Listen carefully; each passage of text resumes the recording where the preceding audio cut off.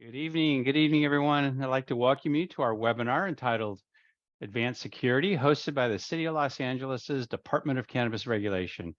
My name is Frank Louie with Cal Asian Chamber, and I will be the moderator for tonight's event.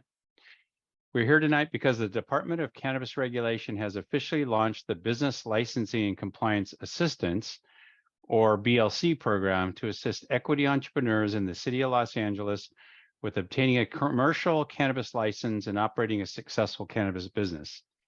This series is part of broader BLC program efforts, which include live webinars with different subject matters and experts, networking events to connect you with other LA businesses and industry leaders, checklists, workshops, and other management tools you can download and use, self-directed online education on important topics related to running a successful cannabis business through the BLC's learning management system, which is usually referred to as the LMS system for verified social equity individuals, and a robust coaching program that connects applicants with seasoned cannabis subject matter experts.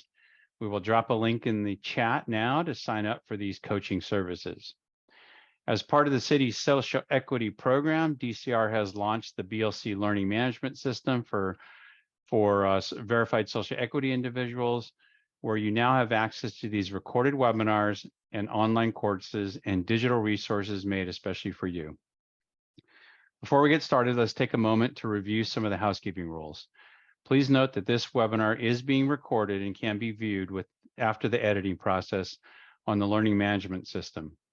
You will be muted with cameras off for the duration of the webinar. This means that your camera and audio functions will not be available to you during the session. However, you will be able to see and hear all of the panelists. There is an open chat box where you can interact with one another for networking or comment on the information. Please use caution when sharing personal information in the public forum and keep your questions focused on tonight's topic. And please ask questions about tonight's subject matter in the Q&A box. We are gathering and responding to your questions throughout the presentation, and we'll have Q&A where you will get responses to those questions in the last 10 to 15 minutes of tonight's event. You are encouraged to utilize the Q&A box at the bottom pane of your Zoom screen. If you use the Q&A box for questions, everyone will be able to see the questions when they are answered. And finally, please note that the content presented tonight was not created by the Department of Cannabis Regulation or the City of Los Angeles and is for informational purposes only. The information is subject to change and does not replace or supersede the Los Angeles Municipal Code nor constitute legal advice. If you have specific questions outside of tonight's topic, please call 213-978-0738 during business hours, Monday through Thursday, 10 to 4, to speak to a DCR representative. Now let's transition to the presentation. I'd like to introduce Brian Clay, tonight's subject matter expert. Brian Clay is a retired 30-year veteran in the law enforcement profession. Brian has held numerous positions throughout his career with the California Department of Corrections and Rehabilitation, Adult Parole Operations Division, to include Officer, Sergeant, Lieutenant, Assistant Regional Administrator, and Chief Deputy Regional Administrator. He retired as the Northern Regional Parole Administrator Chief. He was responsible for 52 of 58 counties, over 3,000 employees, overseeing 60,000 serious nonviolent parolees with a budget of more than $275 million. Brian is the founder and CEO of LeadStar Security, Inc., a security guard company that provides uniformed, non-uniformed security guards, armed and unarmed, executive protection, cameras, access control, alarms, and live remote video monitoring. In addition, he is the founder and CEO of Clay Investigation and Security, a boutique private investigation and security consulting agency that conducts pre-employment to high-level background investigation, workers' comp, sexual harassment investigations, corporate due diligence, cannabis security consulting, security plans, licensing, regulation, compliance, government assistance, and audits. Brian is a graduate of California State University, Fresno. He holds an undergraduate degree as well as a graduate degree. Welcome, Brian. Please join me. You can start sharing your presentation and your screen. And thank you for joining us.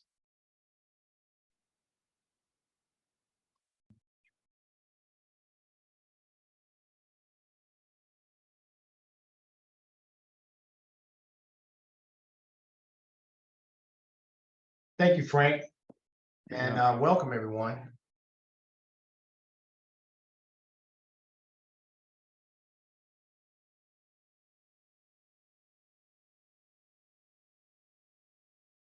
Oh, we got your you got your notes version up for some reason.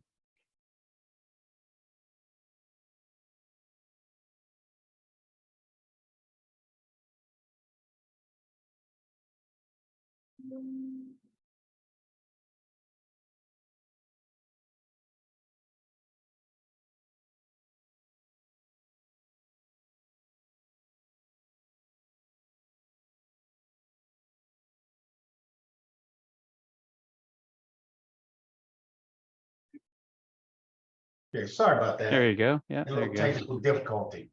Welcome everyone. Welcome to this evening's presentation on preparing and practicing and protecting your cannabis business in California. Developing a comprehensive security plan and incorporating standard operating procedures, SOPs, into your operations is essential. It's also crucial and that you understand that security challenges are unique to the cannabis industry, and such as the cash handling and product diversion, and also potential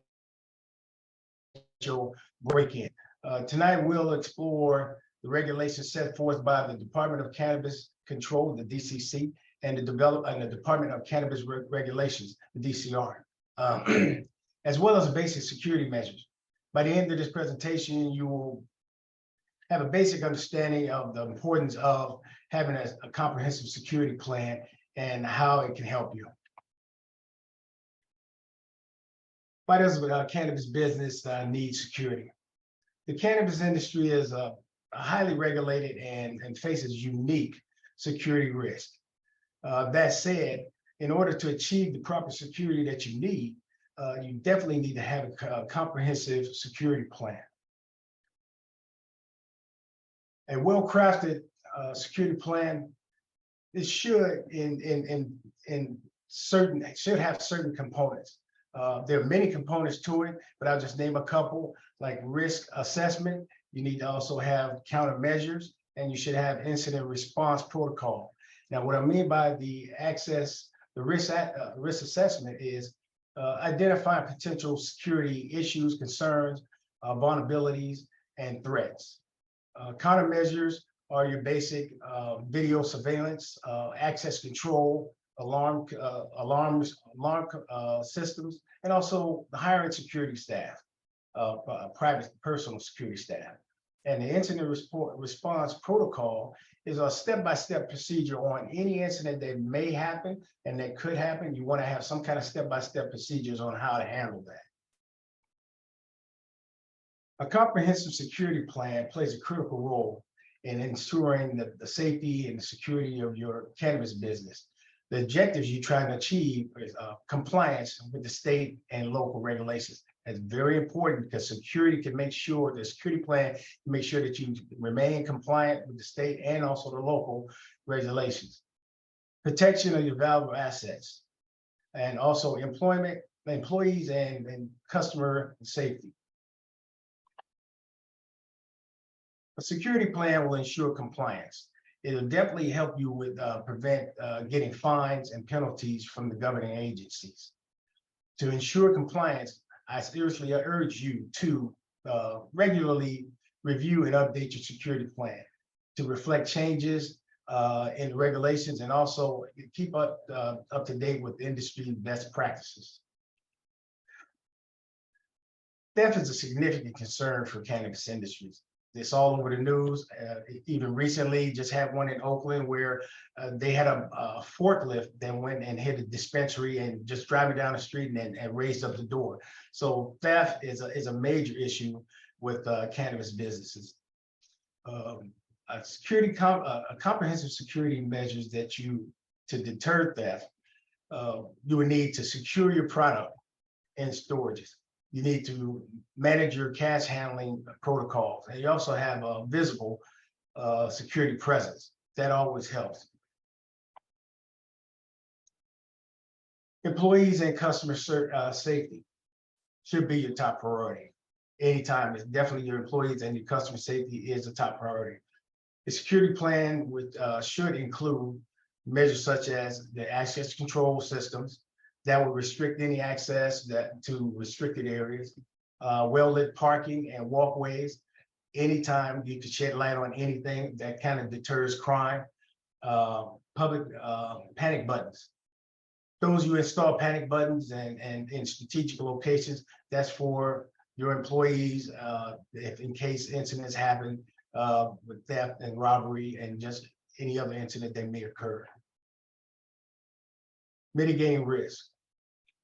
Consider implementing an advanced inventory management system that tracks product movement from seed to sale. That's very important because that's exactly what the main thing about the cannabis industry. They're worried about where the product is going, how do you get it, where it goes, and how you manage it. And transportation security is another risk that you need to mitigate. And that you can do by, obviously you have transportation. You should have the drivers that have been screened. You should have some kind of GPS or a dash cam with the cars.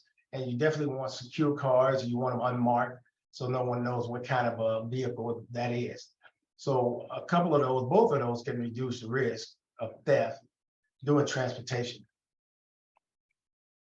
A well-rounded security plan is essential. I'm gonna say that a lot tonight because if you plan that and you follow that, that would definitely reduce a lot of risk that you have. Create a robust security plan can protect your business. It can enhance your customer trust. It can also promote a culture of safety within your business and within your facility with your staff and your customers. I highly recommend you actively involve your employees and the shareholders in the company in the development and implementation and also the review of your security plan.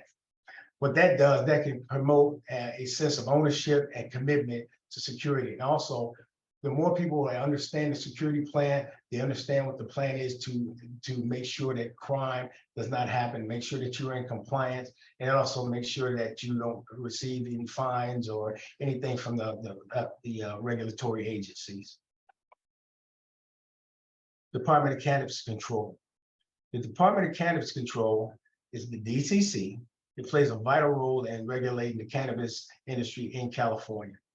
The DCC was established to consolidate and streamline the regulatory and also licensing process. At one point, they had different variety of departments that was trying to handle all the cannabis. It was better that they put it under one roof, and which had streamlined it and made it much easier for licensing. California has established a set of stringent state regulations to govern the cannabis industry. A licensed cannabis business in California is mandatory. And I say that again, it's mandatory for you to have a comprehensive security plan in place that meets the minimum requirements set forth by the DCC. Now, tonight I'm going to discuss, when I'm discussing the DCC and discussing the DCR, I'm just talking about their minimum requirements. There are many things that you can do to enhance the security of your facility, but we're just talking about the minimum requirements for tonight.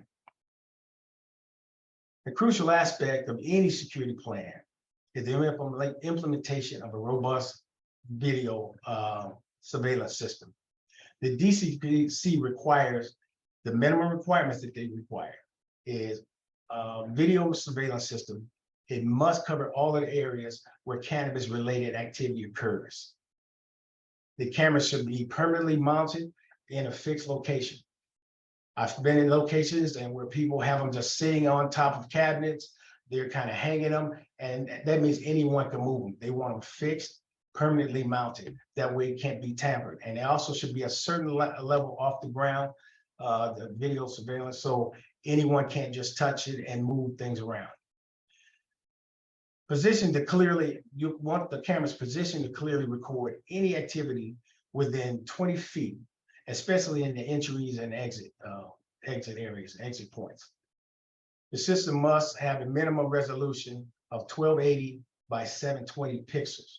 This will ensure clear identification of people activity. However, that's a very low resolution, and your basic cameras anywhere, maybe like 2 megapixels to 4 megapixels, they go up to 8 megapixels. But this is a bare minimum which is good because that's easy to meet that regulation because your basic camera is definitely going to be higher resolution than that kind of camera. A camera must also record continuously 24 hours a day. And at a minimum, the state wants you at a minimum of 15 frames per second. That is not very fast. The average amount of the frames per second is either between 15 and 30. That's good, but you really don't want to go lower than 15. But that's a good amount that they can see what's going on the camera. And remember, they want it going 24 hours a day. All video recordings must be stored for at least 90 days. And they should be easily retrievable upon the request of the DCC. I highly recommend live remote video monitoring. A lot of people don't use it, but some areas are. Los Angeles hasn't mandated it just yet, but some other counties have mandated that every cannabis business has to have all of the exterior sides of their facility covered with live remote video monitoring. And what live remote video monitoring is, it's an actual live monitor that is watching your cameras at real time. And they can make any decisions that they need to make. They can contact security, they can contact law enforcement. It's also a talk-down process, a portion of it where they can speak through the microphone and tell the suspects to leave, or they can tell them that the law enforcement are coming and tell them the security is coming. It's very useful and it can enhance your security immensely.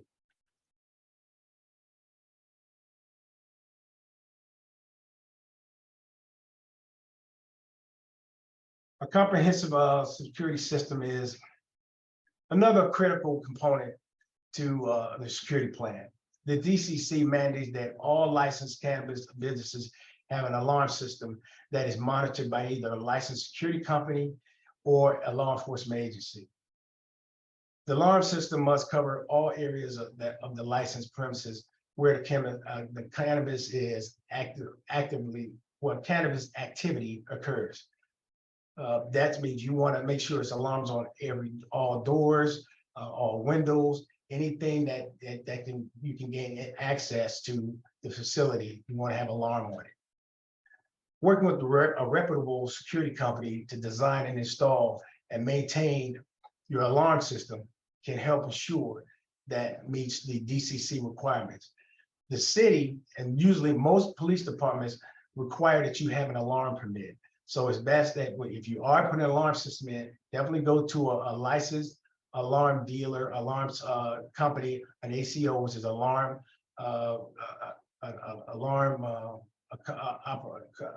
operators license they have in order to put the systems in place. Access control. Access control is a critical aspect of cannabis business security plan.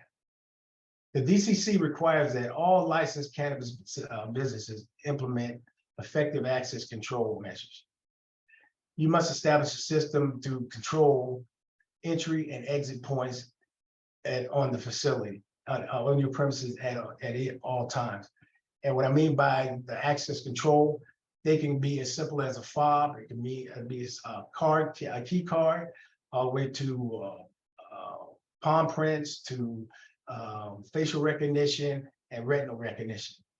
I highly prefer to use a card because that can also double as an ID for your employees, and that way you also have a picture on it, but it's still a card that you can get in access to different areas of the facility.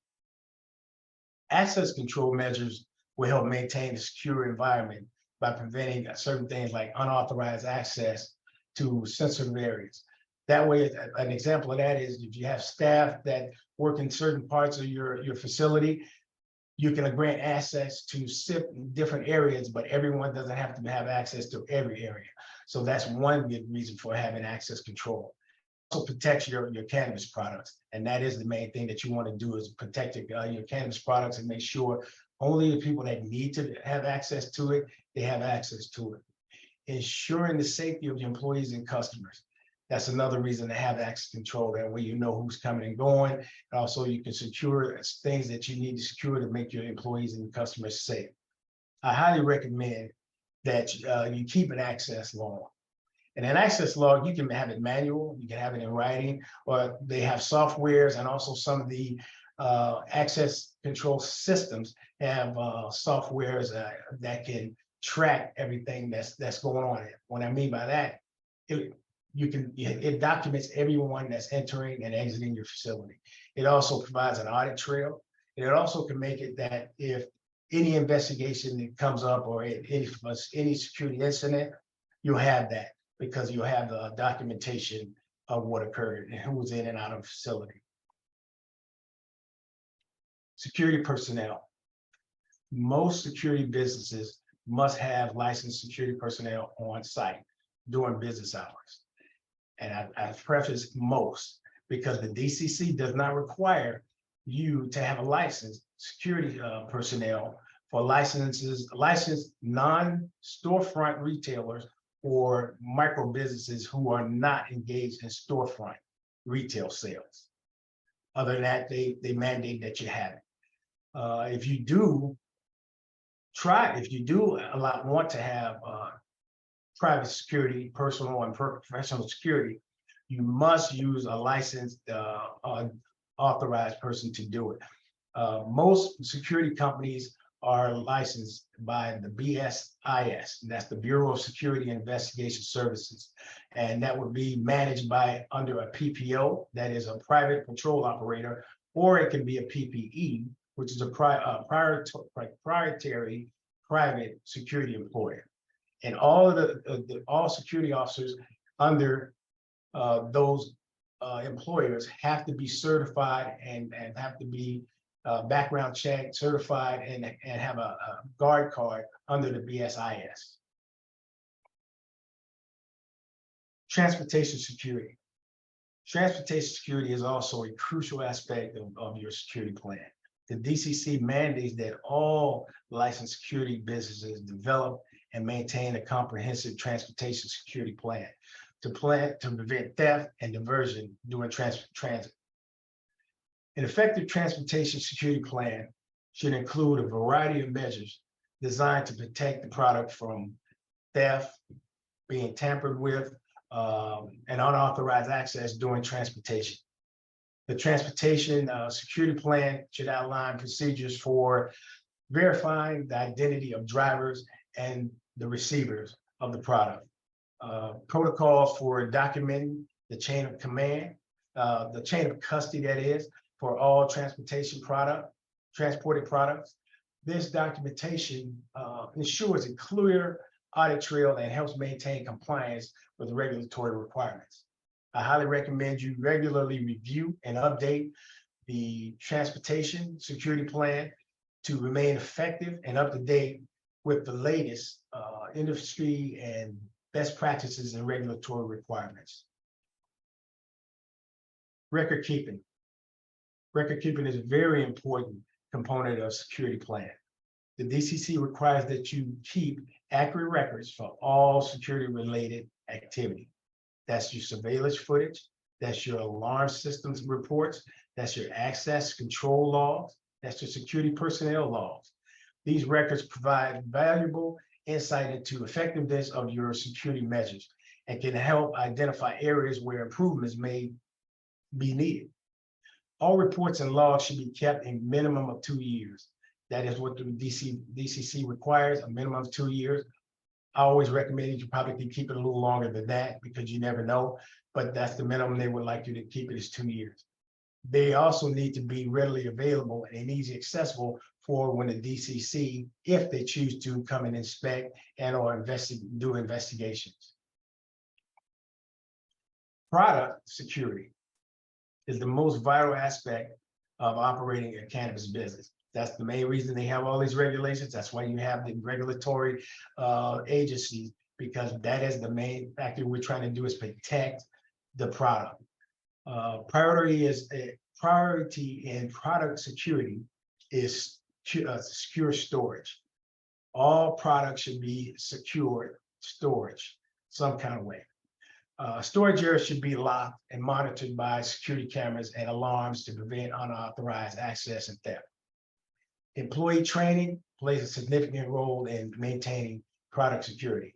Employees have to know what the security plan is and how you want to secure the product. That way they have some buy-in, that way they are trained and they know exactly what to do and what not to do. But that's the main point is the storage of your security of your product. That is the main thing that you want to make sure that you're doing. I do want to reiterate that the slides presented were minimum security requirements set forth by the DCC. Department of Cannabis regulations. In the city of Los Angeles, the Department of Cannabis Regulations, DCR, is responsible for regulating and overseeing cannabis businesses. The DCR issues licenses, enforces regulations, and ensures compliance with the state and local laws related to cannabis businesses.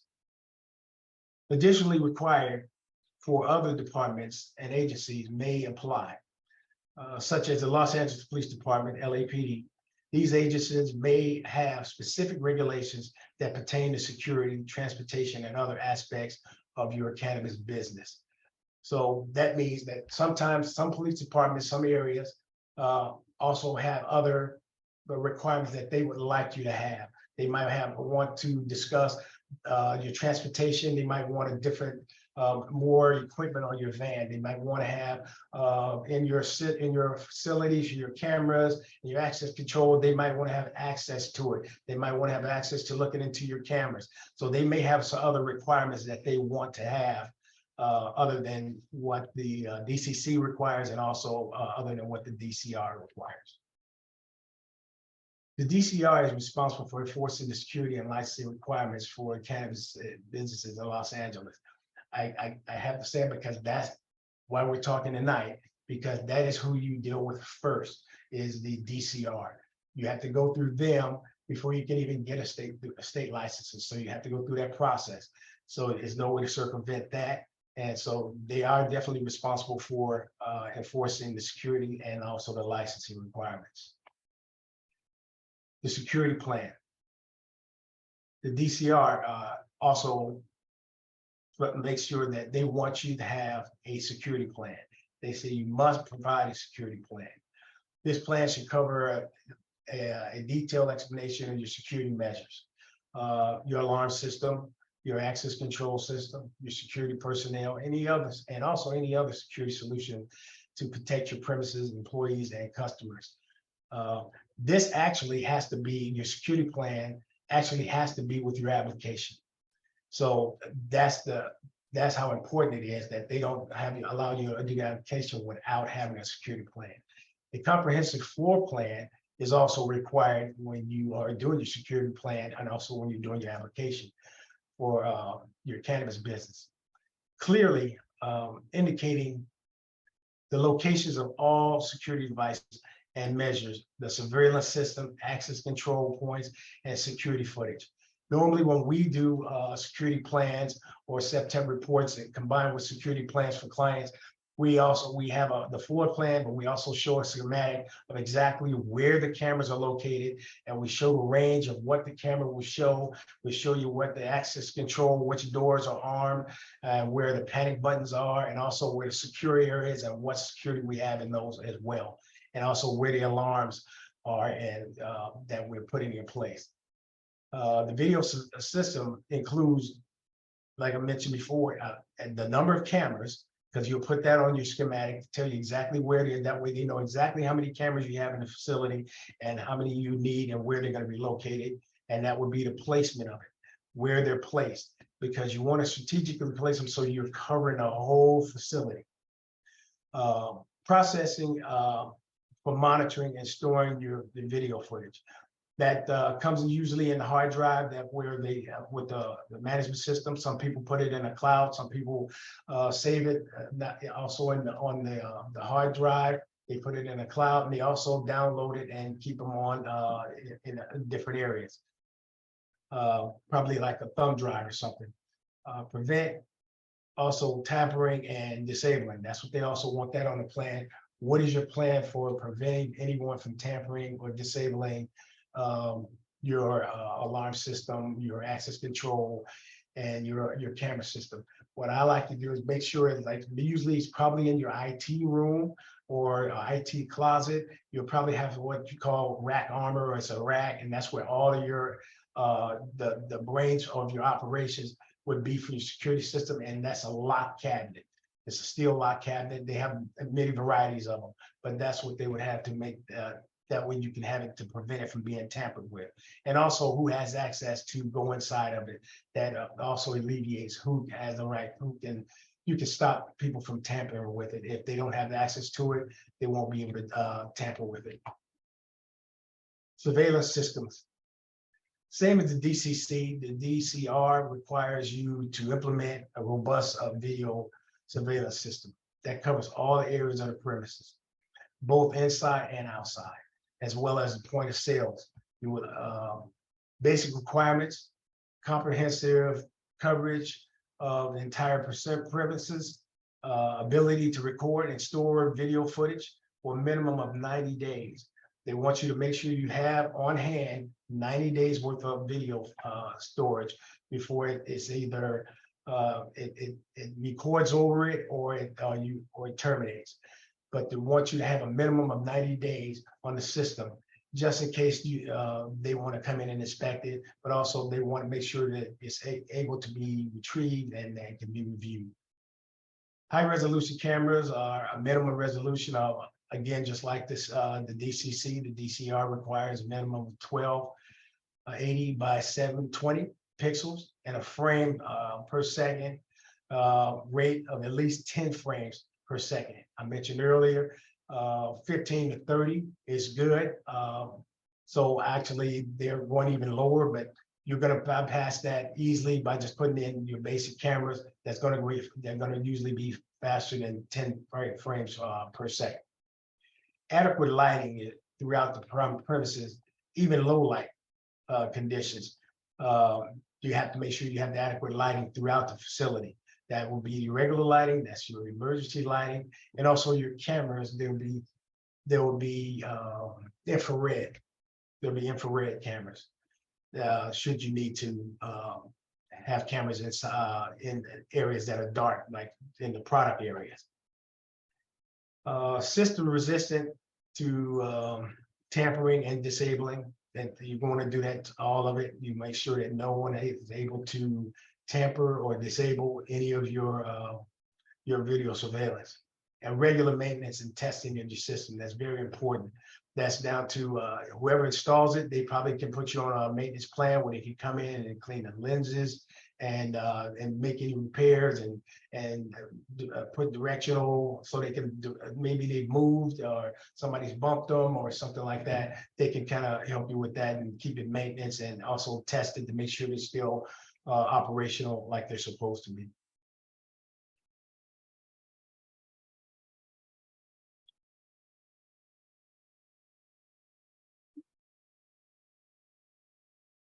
Alarm systems.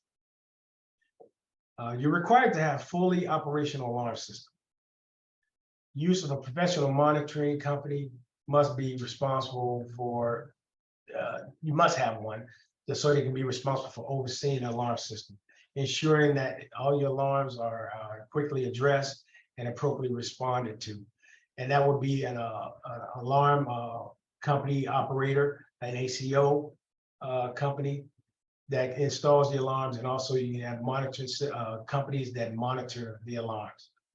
The alarm system should incorporate motion detectors, door and window contacts, glass breaks with sensors and vibration sensors. All of those they'll tie into one alarm, not just the regular doors and windows, but they're all tie in together and to sound an alarm in case someone tampers with it or an entryway or anything that may happen. The alarm system must include a panic button or a duress alarm. This is best for that you have those, and it's mandatory to have it for employees in case of emergencies. That way you can get a rapid response from law enforcement or security personnel. Backup power and supply to maintain functionality in the event of a power outage or other disruptions, you definitely should have a backup power for not only for your facility, but for also for your alarm systems and for your cameras. They should have their own small backup power supply along with the building backup supply. Regular testing and maintenance, like the video cameras, everything else is necessary with an alarm system. Security personnel. DCR may mandate that the cannabis business have on-site security personnel during business hours. Again, security personnel must be properly licensed according to the state of California through the BSIS, and they need to be employed by a PPO or a PPE.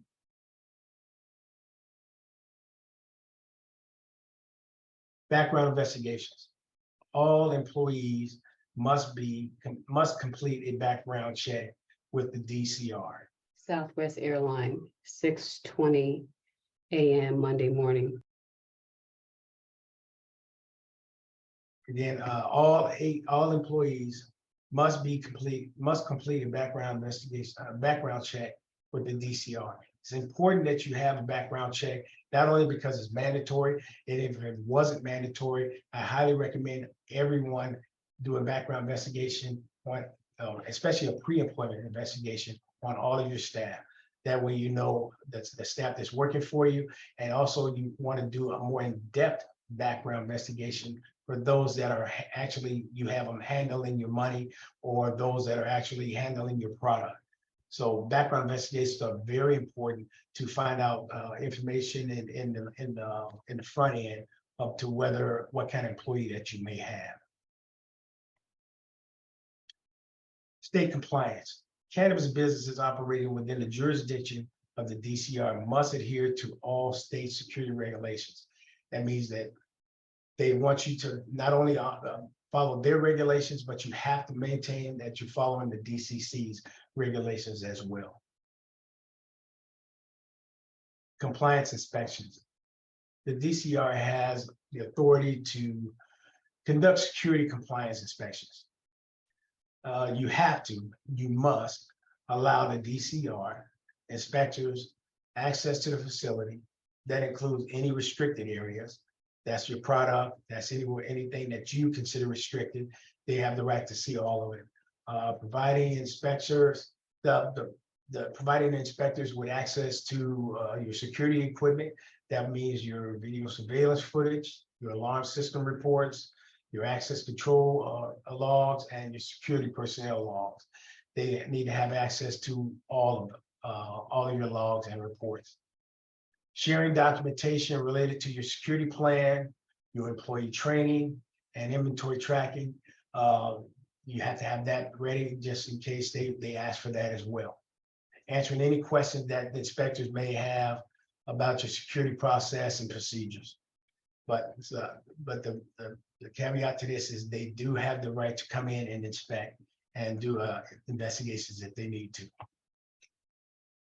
I want to reiterate again that these were minimum requirements that I briefly discussed. It's a lot of requirements and a lot of with the DCR or with the DCC. It's a lot of that I can go into in security plans, but limited time. This is just a basic that we're trying to give you an overview of what you need to have. Elements of a comprehensive security plan. Comprehensive security plan should include physical security measures, cash handling procedures, product handling and storage policies, personnel information, that's personnel information and personal information protection, incident response plans. The physical security measures, that would be, again, intrusion alarms, your surveillance cameras, your access control systems, live remote video monitoring, and secure doors and windows. Those are your physical security measures. Cash handling procedures, secure storage and transportation of cash, use of cash management systems like drop safes, and also implementing cash handling protocol, employee training to reduce the risk of theft and human error.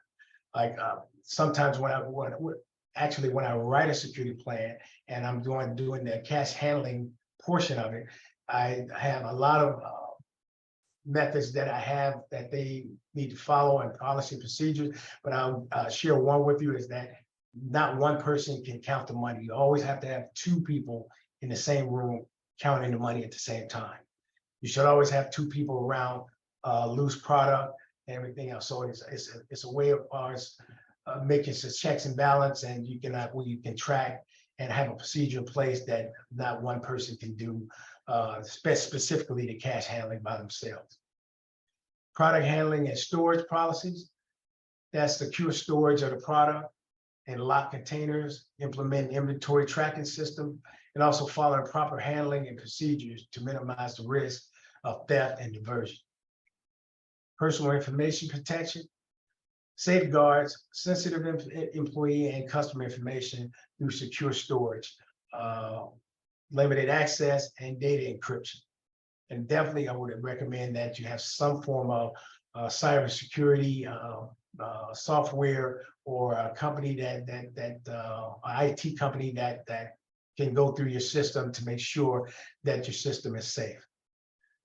Incident response plans. Establish protocol for establishing to respond to security incidents or emergencies, including communication plans, employee training, and coordination with law enforcement agencies and security.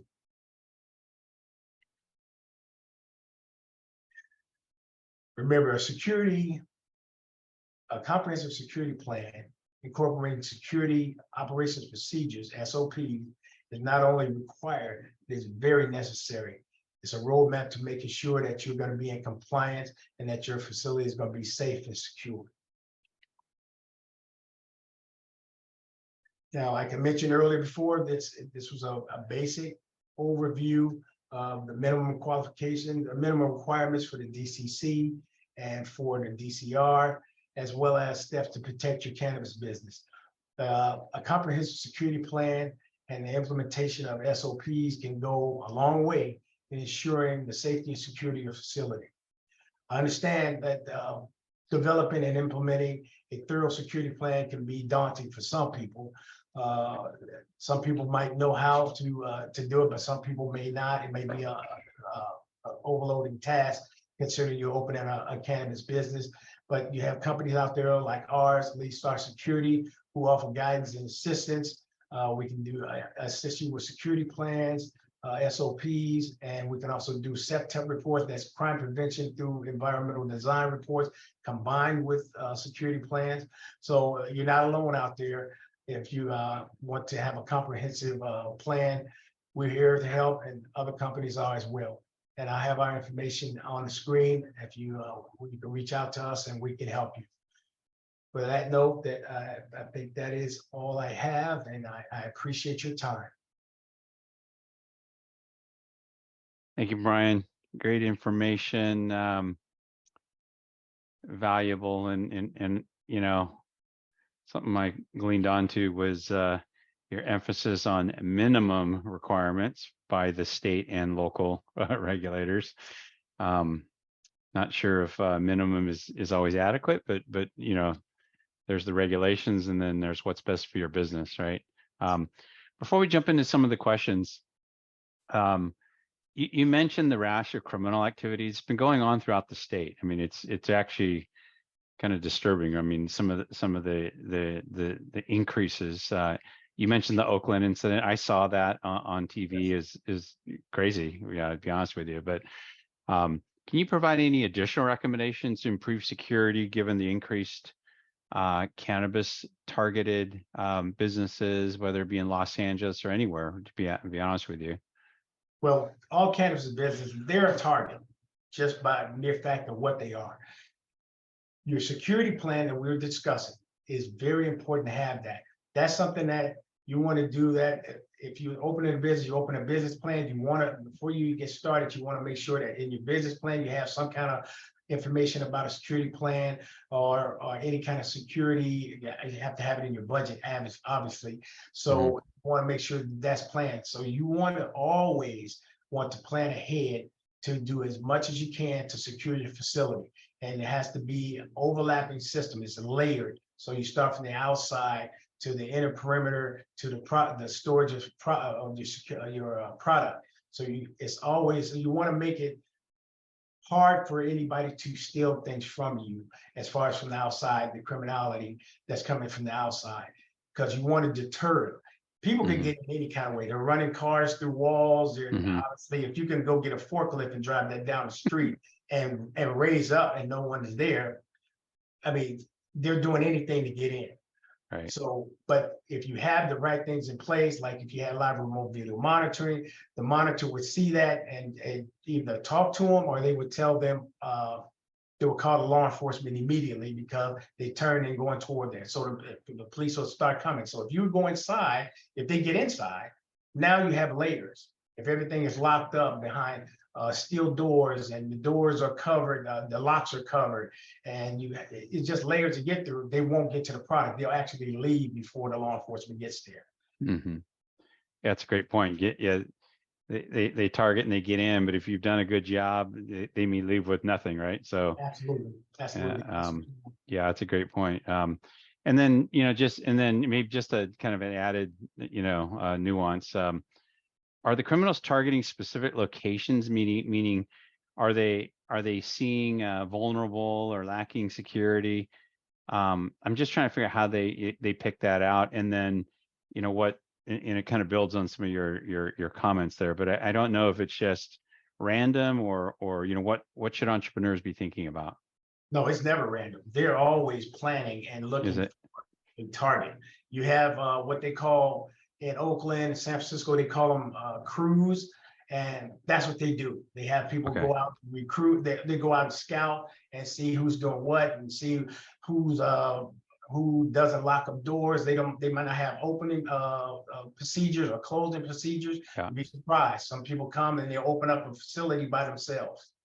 They don't have a process on how to open or how to close, or you're closing and you got one person that's leaving.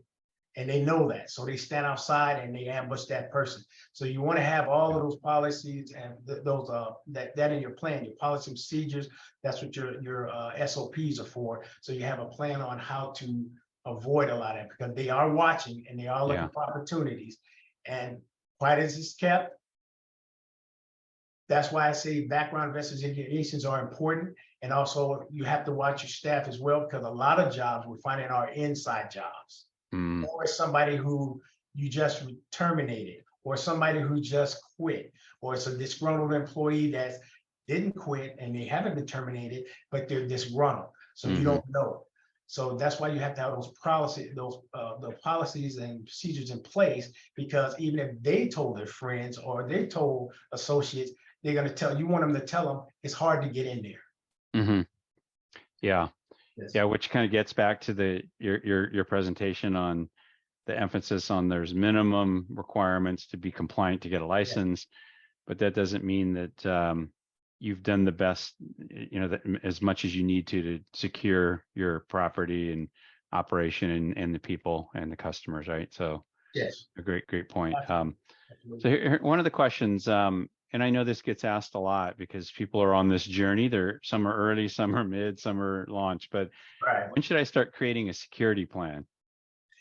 I said that's immediately, especially with the DCR, because they required you to have a security plan with your application. So before you get your, I would say get the application and review, see what they're asking for, but you should start before you turn in an application. You definitely need to start before you even decide to go into it. While you're doing a business plan or while you're putting the whole plan together to open a business, you should have some kind of form of a security plan. So it's never too early to do it. And it's definitely never too late to continue to do it and improve it. So you want to start as early as possible. Right. Yeah, just so you can be thorough and absolutely, and bring the level of detail that to put the best plan together. And then, do I need an armed security guard? Well, the DCR and the DCC do not specify whether you need to have armed security. I would personally think that, yeah, I would say yes, use armed security for the simple fact, most cannabis places are not getting robbed by somebody that's unarmed. Those Mm. guys are coming, they're not only opening things up with cars and forklifts, but they're armed when they come in there. Mm. And they're looking for that. So you definitely, during business hours, you want to have someone that's armed. The reason why I say it's armed, if you got a reputable company, those guys have use of force policies and they're trained on how to handle those situations, because they know their shooting process, the policy, which is there to save their lives and the lives of others. To save lives and lives of others. So you want that person that's there just in case. And also it's a deterrent. Most people see if it's a firearm, they really don't want to deal with that. Even the criminals don't. They don't want to go in there and do that. And if they do, that means they've cased it and found that it's one guy and maybe he goes to the back at this time, and they watch out for that. But I would recommend yes, anytime. Okay, great advice. I mean, and you do see a lot of them, but you're right, not all of them. So yeah, Yes. there you go, right? And then, and this is true in the cannabis industry, but I'd say all businesses. Mhm. What qualifications should a security company have to provide security personnel? You hit on that a little bit in the presentation, but everyone says they can and everyone says they will, but what do you need to have? How can entrepreneurs validate they've got the right companies? Okay, there are a lot of security companies Mm-hmm. just in California alone. So I can imagine anybody looking in Google and anywhere else to try to find one, because eventually they're going to all look the same. Mm-hmm. But what you want to do is get some references from other cannabis businesses, get some references from the police department. Mm. They will tell you the reputable security companies that's out there. And when you do contact a company, make sure you ask them for references so you can contact their reference and verify if they're actually doing as good as they say they are, or people say they are. You can look at Google reviews, you can look at anything else to find out if the company is real good. But once you contact the company, certain things you want to look for. You want to make sure they have a license that's from the BSIS. Mm. They're a licensed private patrol operator, or PPE, which is a proprietary private operator employer. You want to have those. You also want to ask them about their experience. Not only their experience with security, do you have any experience with cannabis? Mm-hmm. Do they know your pain points that you're going to be facing? Do they know the crime that you're gonna face? Do they know anything about your industry that they can help? That's another thing you want. And also you want to ask them about their training. How do they train their staff? Mm-hmm. What kind of training do they give their staff? Don't be afraid to ask them about it. Mm-hmm. And also just their hiring process. How do you hire staff? Do you just like, we need a body today, and whoever came in today, that's what we'll get, and we'll send them over to your dispensary, or we send them over to your grow. So you want to make sure if they have a hiring process, that they interview and they ask the right questions and they screen and they do drug testing and they make sure that if they're armed, that they're qualified with their firearms, all of those different things. So you want to do a little bit of work, and that's the front end work. But you definitely get help from, you got consultants out there like me, you have the law enforcement, police department, they definitely know who it is. You have the DCR, they definitely know who some of them are. Right. And that's how you can actually choose and select the right security company. Yeah, and that's good. That's a great comment around asking the police department, because Absolutely. and that's just general business and crime and who's doing a good job protecting businesses. They know, right? Yes. They know. So that's a good one to kind of, when you're looking at references. And then I know this has come up. There's a question that came in. This has come up in other jurisdictions. Maybe a cost saving measure, but can I personally install my own security cameras? Yes, you can. Yes, you can.